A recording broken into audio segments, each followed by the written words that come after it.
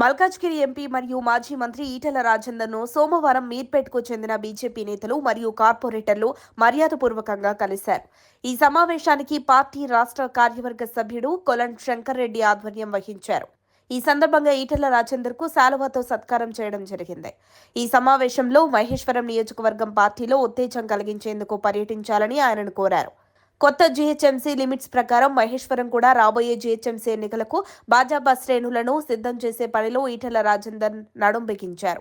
ఈ సందర్భంగా ఈటెల రాజేందర్ మాట్లాడుతూ తెలంగాణలో రాబోయే ఎన్నికల్లో బీజేపీ ప్రభుత్వం ఏర్పడుతుందని ఆశాభావం వ్యక్తం చేశారు. కాంగ్రెస్ పార్టీ పరిస్థితి తెలంగాణలో ముగిసినట్టేనని ఆయన పేర్కొన్నారు.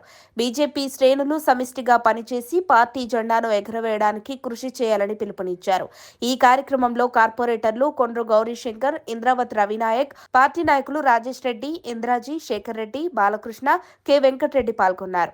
ఈ వారాంతానికి తెలంగాణ భాజపాకు కొత్త అధ్యక్షుడి నియామకం చేసే అవకాశాలున్నాయి. ఈ నేపథ్యంలో ఈటెల వ్యాఖ్యలు ప్రాధాన్యతను సంతరించుకున్నాయి. మరిన్ని అప్డేట్స్ కోసం మా కాయ్ టీవీని సబ్స్క్రైబ్ చేసుకోండి. మా వీడియో కనుక మీకు నచ్చినట్లయితే లైక్ చేయండి, షేర్ చేయండి.